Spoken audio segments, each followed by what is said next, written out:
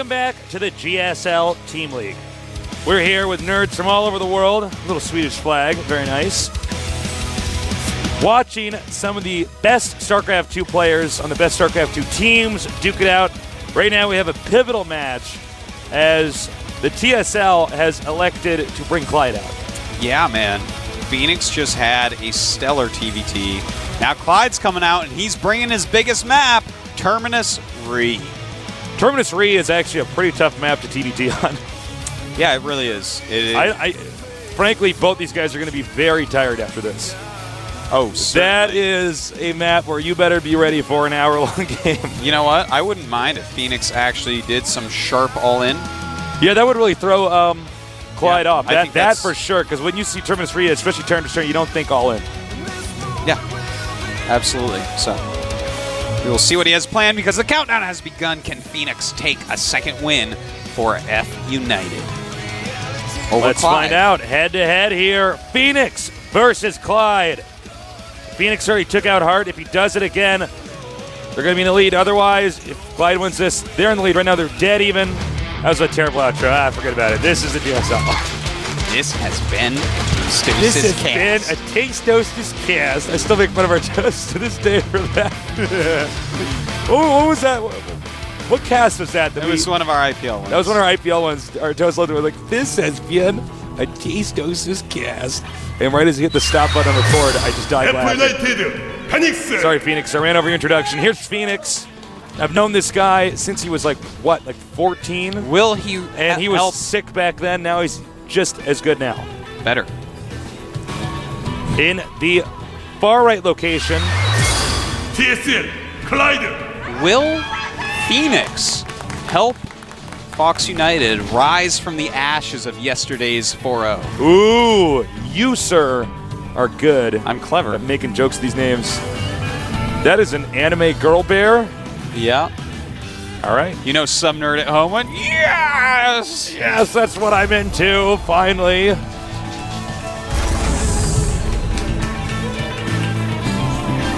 Well, we have gas first for Clyde. Phoenix, on the other hand, is going barracks first. Might be seeing a quick command center from him. It's definitely a possibility. Barracks coming up now.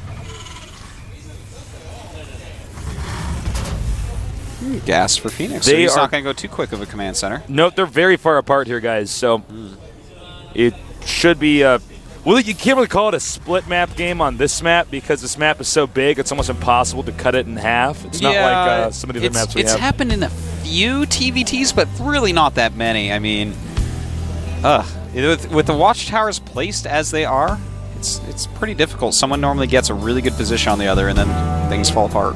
Yeah. Well, we will see, Tasteless, because really Phoenix had some pretty exquisite play that game, killing off a lot of SCVs. Clyde is going to want to be ready for that. And Clyde making his factory before he even starts a Marine. I like it. I love it. I love it. I want some more of it. Artosis. Yes. It is Friday night. Is it Friday the 13th?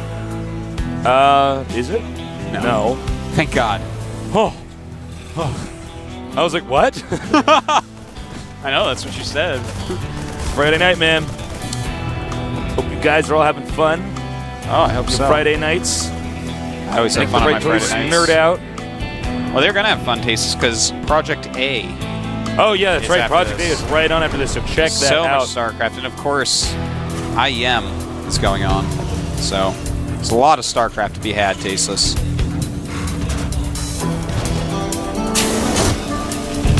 Now, neither player, or at least our TS player, and yeah, actually neither of them, now that we look at the minimap, have not taken gas yet.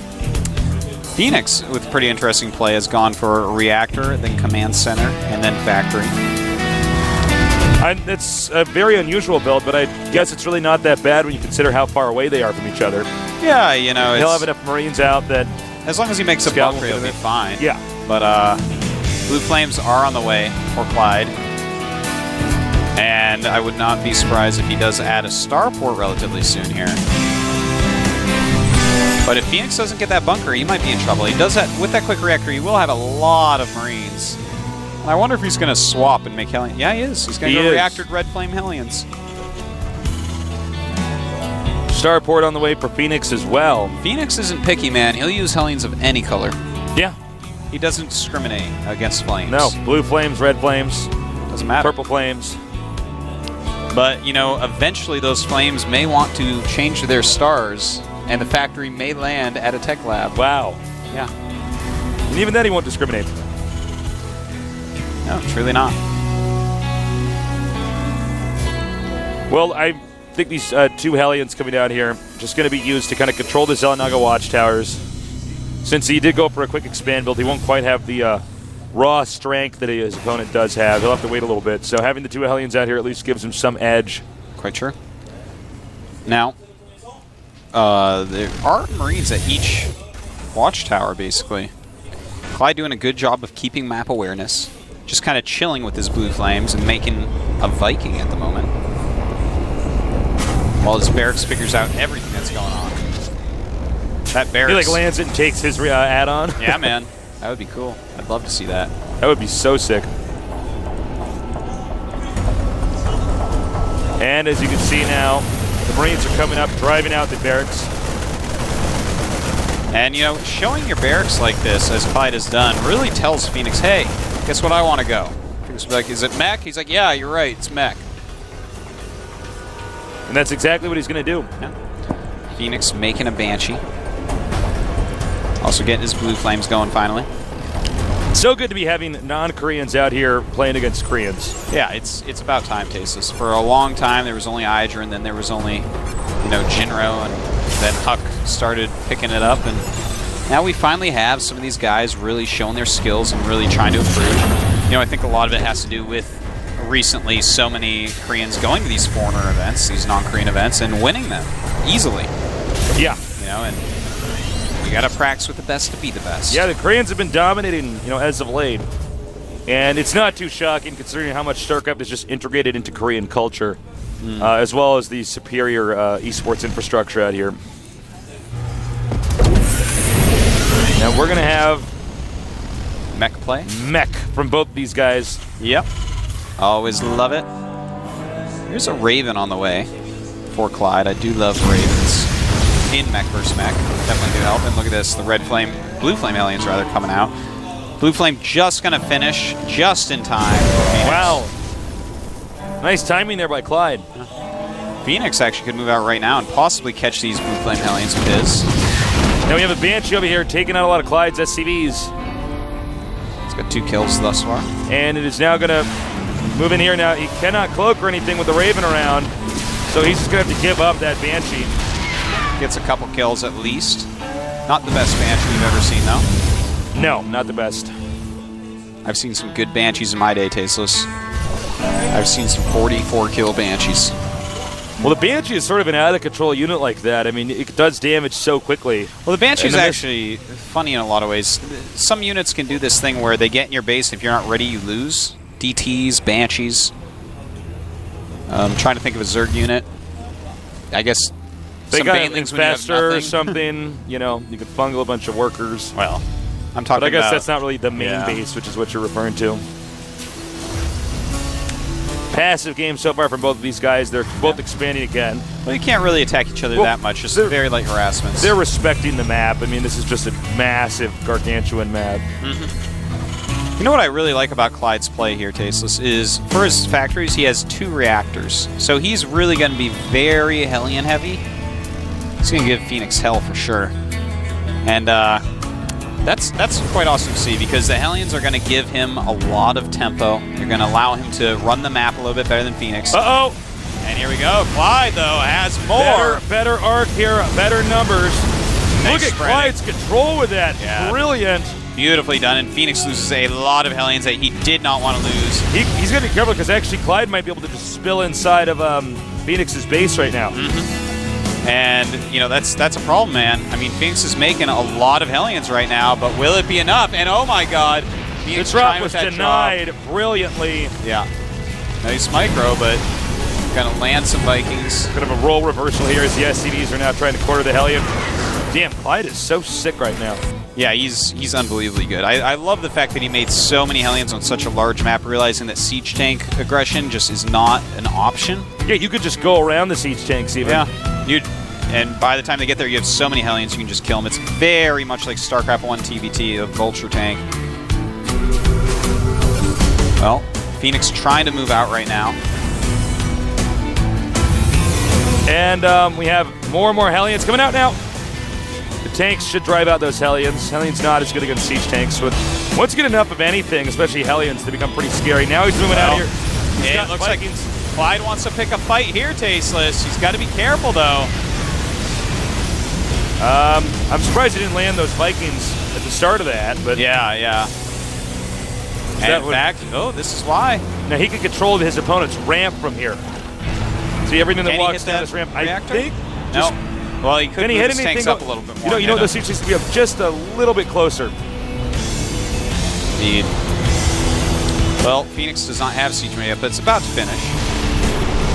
So many Vikings out right now. Really, Phoenix doesn't have any control over the sky at the moment. And right, here we go. The point defense road does burn down. And Clyde's plans there were definitely foiled. I don't really know why he picked that location to hold. Yeah, Clyde just did a funny little thing. I don't quite understand that either. He messed up in the first engagement. As you said, he could have landed those Vikings behind even and trapped some units in. And then he kind of sieged up in an area that just begs to be killed. Well, it was just so arbitrary. All right, here we go. Now he's moving out again. Phoenix. This time Clyde does land the Vikings. Did he do it in time, though? Well, this time Phoenix has a lot of siege tanks, and I mean, he's way underestimating Phoenix here. He was well in the lead after killing those early units He's off. still not landing all of his Phoenix. Clyde has actually gone from being a badass to a complete wreck right now. And he is getting wrecked, Tasteless. Raven of Phoenix coming in.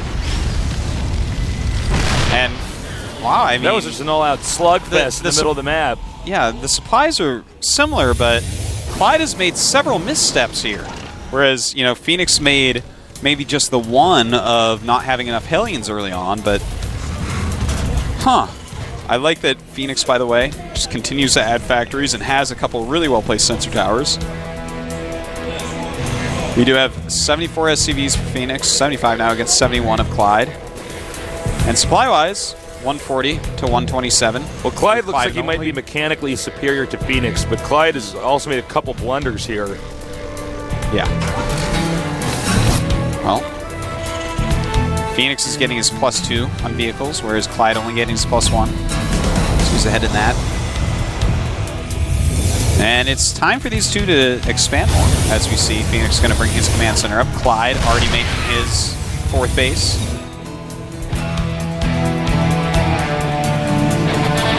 Wow. Now, we are getting to a point where they're pretty much even on bases. Clyde's going to get his 4th base up a little bit quicker. Phoenix just now transferring to his newly made 4 base. And now Clyde is about to drop over here inside the main. Is he? Am I actually crazy? Was that actually his medevac? I'm sorry, I'm actually a crazy person, guys. I thought that was the other guy's medevac. We've known that for a long excited. time, Tasteless. Oh, you lost your sanity long ago. You lost your sanity years ago. It's all gone. Well, right now where we are in the game is the point where basically attacking each other, unless someone's out of position, becomes bad. But Phoenix right now is so spread out that Clyde can actually just kind of walk in and roll over small groups of siege tanks. Here's the drop that I thought was the other person's drop. He's going to attack the upper right location over here. And there's nothing to defend here. Nothing at all. He's going to roast a lot of these SCVs. Clyde not even really with a good plan on how to save these SCVs, but apparently he's going to go right by him. And Clyde's actually just walking home. Oh my God! Oh, one more shot. Almost. He could have just lost everything there. Still, it's now 79 SCVs to 52. He killed about 20 SCVs with that. Yeah. Really well done. But, I mean, in the meantime, Tasteless,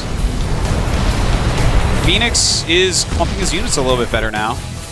His units are kind of all over the place. I don't think Phoenix actually knows that Clyde gave up his entire position in the middle of the map to go back and hold that. Well, he is starting to move forward a little bit, but here comes Clyde. He does have some Banshees in there, which can help out immensely, but there are Thors as well. Man, this is a messy battle. Yeah. Clyde and then both took quite a trade there. The Thors rather are, because Phoenix is a StarCraft 1 unit, I'm having such a hard time with his name as well. Yeah, he's like you call it all these air units, Phoenixes. The Thors did a good job taking out those Banshees. I feel like Phoenix's tech is just a little bit ahead. And his supply is definitely ahead too. He's 25 supply ahead at the moment. So he's doing a great job. Clyde, though, trying to find positions where Phoenix is weak, and he's actually doing it really well. Phoenix is a little bit out of position here, but bringing up his siege tanks to shore that disadvantage up. Clyde playing it like it's StarCraft 1, just kind of moving up. Taking out the Thors even. Clyde's getting pretty close to this planetary fortress, and siege tanks have no problem taking on planetary fortresses, so he's got to be careful. Phoenix now moving out, trying to take a piece of Clyde himself. In fact, he is going to do that, Tasteless. The fourth base of Clyde has to be evacuated. And that's an orbital, not a planetary. So even the Thors can get in on that. Well, the orbital now backing up, but even the Thor is still taking some hits on it. Thors are going to want to back up, though, as these siege tanks get into range. Don't want to be losing those Thors. Don't lose those Thors. Thor's like, oh, you're right, it's a bad idea. Oh, I like that. Phoenix just dropped a mule to repair that. Well, he has to have that Thor there to keep that position, otherwise a Banshee can come in, so definitely want to have that Thor at full health. And Clyde is actually landing his Vikings and moving in. Moving in on this small position of Phoenix. I don't know if he should have done that with the Vikings, because he just lost a lot of Vikings. Now Phoenix can revert back into air control. He definitely lost a lot of Vikings there, which is an issue. But the fact that he broke that and could take his base again, that part is nice. Looks like both players just building command centers everywhere right now. Phoenix throwing up 3 while Clyde throws up another. More and more factories do come. They're very similar in supply, 140 to 138. 80 SCVs to 77, so Clyde is caught right back up in that area as well. And the game has become rather even once again. I love how Clyde, by the way, keeps adding in random Banshees to really punish Phoenix. What do you have for anti-air Phoenix? He has 4 Vikings, and that is absolutely it. This game is actually getting pretty crazy right now when you look at how much of the map is being taken. Phoenix is actually doing a better job, though, overall of expanding and hitting key positions and defending well. Clyde is getting a little bit messy here. Yeah, I have to say this is one of the messiest mech versus mech games. Not necessarily bad for that reason. It's actually quite a nice game, but it's like I'm watching these two guys mud wrestle. Yeah, they are slugging it out, Tasteless. They're mud wrestling in pants and sweatshirts, not in bikinis. Yeah, that's what this game not what you want to do. You want to have your thong on when you're doing the mud wrestling. Yeah, what's the point otherwise? Yeah, I always wear my thong when I mud wrestle. The Phoenixes actually came over here. We just now are seeing the aftermath of it, but the SCVs were almost all wiped out there. Another nice ninja move there by Phoenix. Yeah, Phoenix is quite the ninja.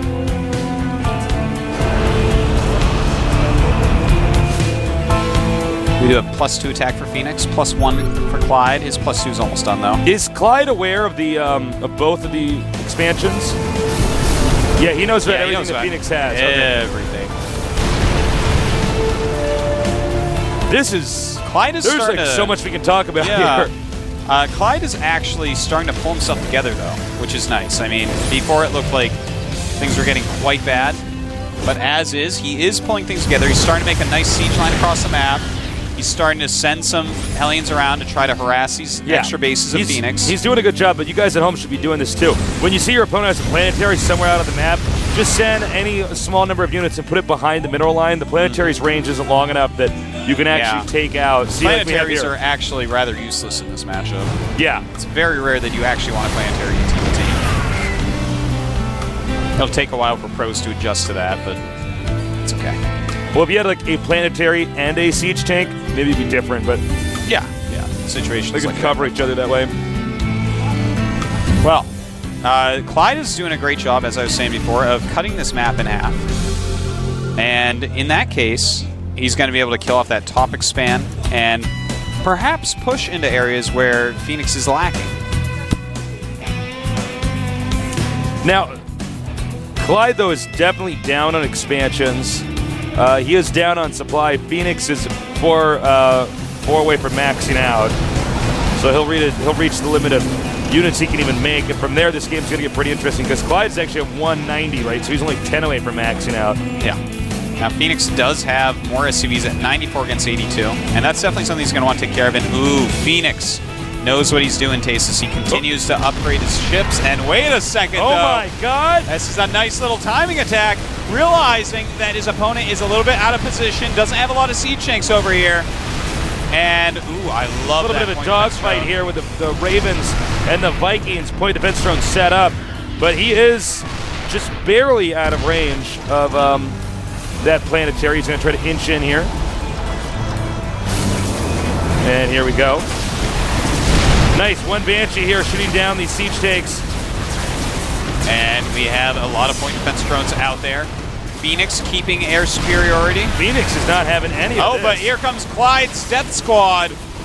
He needs to send up a point defense drone. I don't believe he has the energy, though. Yeah, it looks like he may be out there, and he loses his Ravens, and that's bad, man. He's even getting the Corvid Reactor for more energy and the Seeker Missile, realizing that this is very likely to turn into one of these games where you actually just have a bunch of siege tanks and Vikings, and people are trying to go BC. Now, in the meanwhile, Phoenix has expanded 2 more times, or is in the process of, for taking the bottom right location. So keep in mind, even though Clyde is a kind of a scary position right now, Phoenix is soaking up most of the map. Certainly we have another attack down here, Clyde bottom center. Wow, same very nice story, attack. different place. Giving up a lot of SCVs to get some extra damage in there, and Phoenix is going to have to get over there ASAP. Right now, the Viking counts, which matter actually quite a bit, 18 for Clyde, 13 for Phoenix, so he has to be extremely careful about any attacks in there, but he does have the Thors, which the Thors are pretty useful. And look at that, Thor's doing some damage to those Vikings, landing on the Vikings. You gotta be careful, this is a planetary. Vikings do not want to fight planetaries. He is now in range of the planetary, but also in range of that siege tank. I think he might actually end up losing that. Phoenix's Banshee now driving out the forces that were putting so much pressure on him over here. But we have the engagement. Don't forget that there were more Vikings here for Clyde overall. Absolutely wild this game is. Attacks all over the place. The map is so big that it's hard to make a full and powerful siege tank line. Just so many trades going on. Yeah, it's basically just these small platoons of units trying to outposition each other all over the place, all being controlled by one individual or the other individual. Individuals everywhere. Yep. And, well, it looks like Phoenix is going to go down here, break through these siege tanks once again. You know, Clyde's being very aggressive, but he's not actually doing anything that's going to win him the game. Whoa. Clyde landing all these Vikings. That is a bad idea. That is the worst idea you can do. I think he just realized that. Yeah, you just landed those against a bunch of Thors and siege tanks. I'm sorry, Clyde, but that was a terrible I'm sorry, move. Vikings. I know you think you're a mini Thor when you're on the ground, but you're not. No, you're not at all. I'm actually really surprised he did that, man. You can't lose this air dominance right now, and I mean, that's what he did. He's down to 6 now against 11. He had more before that. So Clyde's got to be careful now. He doesn't have, well, he has a decent number of starports. He can refill that. But he's way down in supply at the moment. Phoenix really starting to punish. Yeah, Phoenix might just be too big. Phoenix actually has just 1 more expansion than his opponent, and that's actually enough in the long term. Note also that Clyde doesn't have a very good grasp on the top left side of the map. Yeah. It's pretty weak. Phoenix is really not doing any damage to the bottom region of the map. Yeah, Clyde is not. Phoenix actually just having so many bases right now, not even mining from them all. And nor does he really need to. Right now we have 69 SCVs for Phoenix, 62 for Clyde. So actually they've both lost so many SCVs that they aren't really mining that efficiently. Yeah. It's not like they added a ton of orbitals to actually just drop down. Mules everywhere, which you sometimes see, which results obviously in much fewer SCVs. Many fewer SCVs.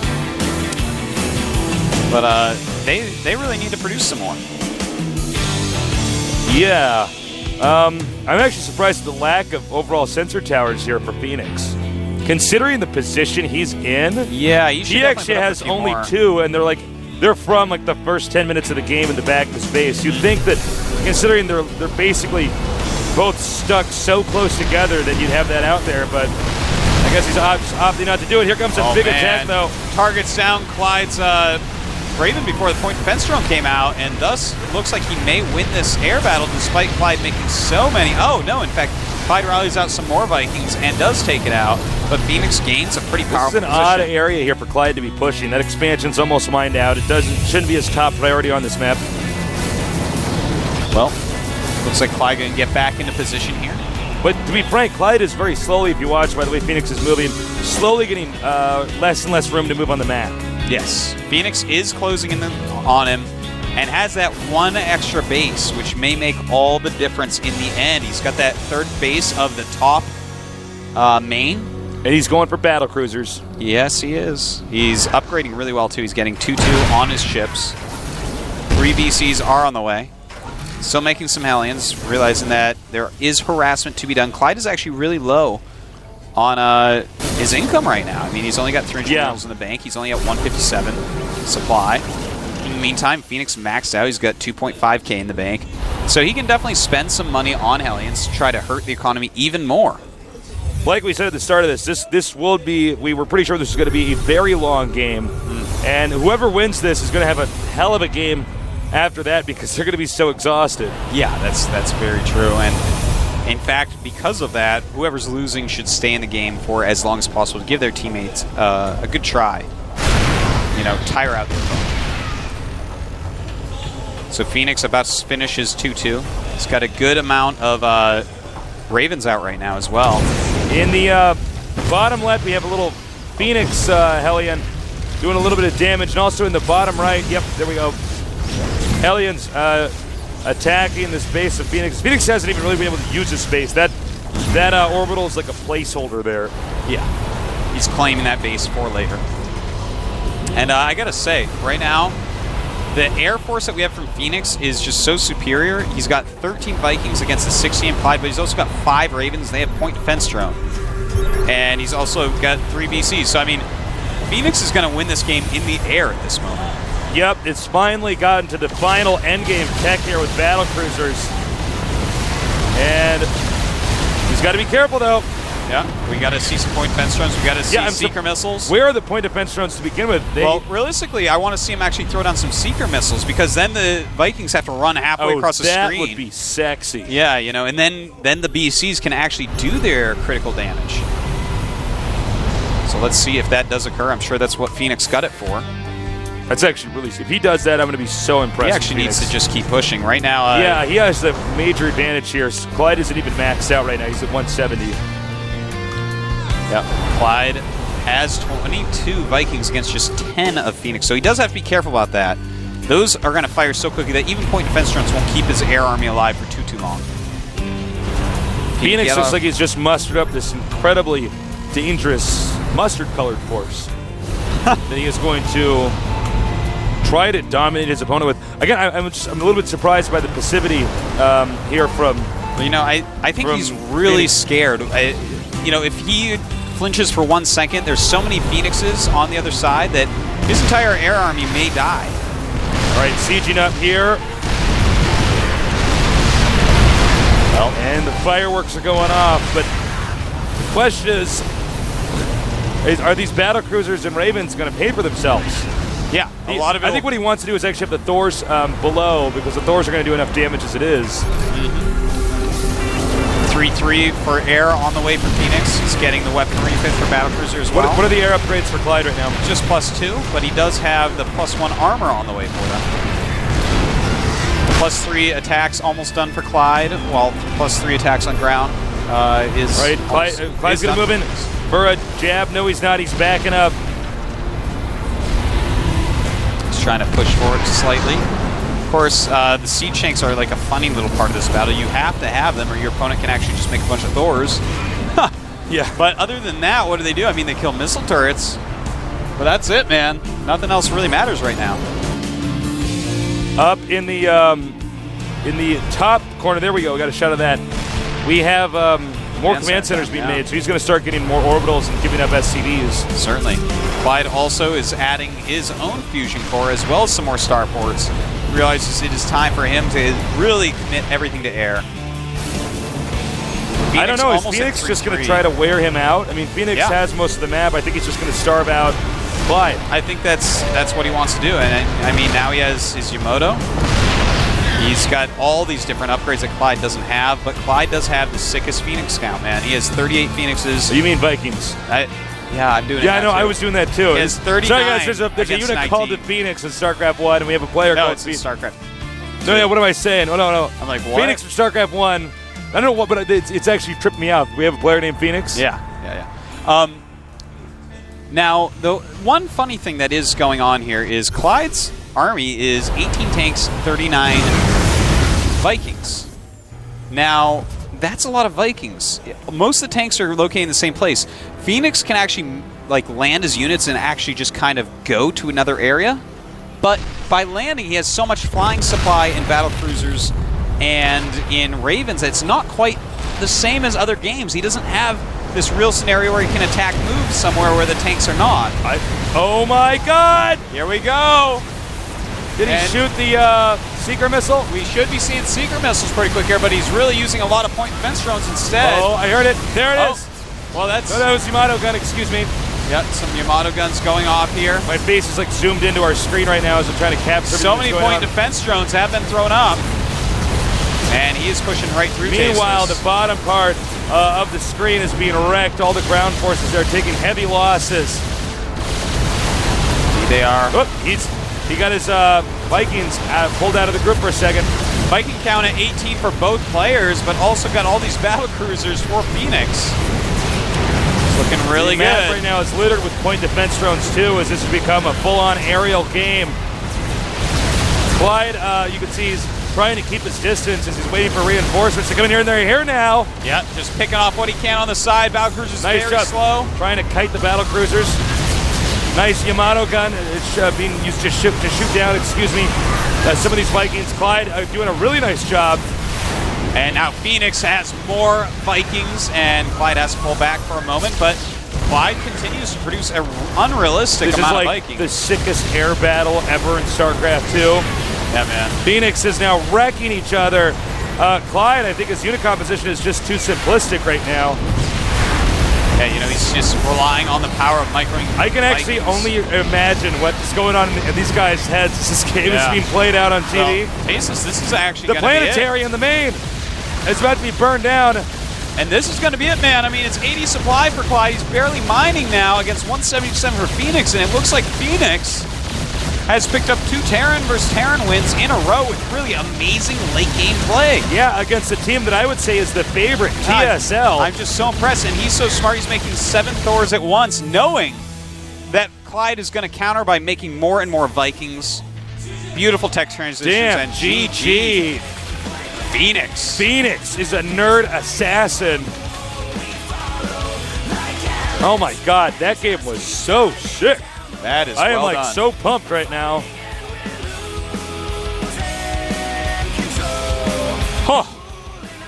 Ready to go. Tiring one, man. That was good. Phoenix has done it. Oh my God. Yeah. Wow, Phoenix, wow. You can't put another Terran against him. You can't do it. Do not send out another Terran. If he sends out Alive next, I'm going to be sad. Because, I mean, Alive is great TVT as well, but this is not the scenario for that. It is time for JYP. Yeah, Phoenix. Let me tell you something. I know I've said this before, but I have to emphasize this. Phoenix has got to be exhausted from that game. That was a game where every expansion was taken on the map Terminus Re. I'm going to say it again. Yeah. That was a game where every expansion was taken on Terminus Re. That's actually insane. That never, ever happens. Yeah, I don't think that's ever happened before. The most we get is like a TDZ where it's like close to 75% of the expansions that happen. Pretty much. We're just like, this is crazy.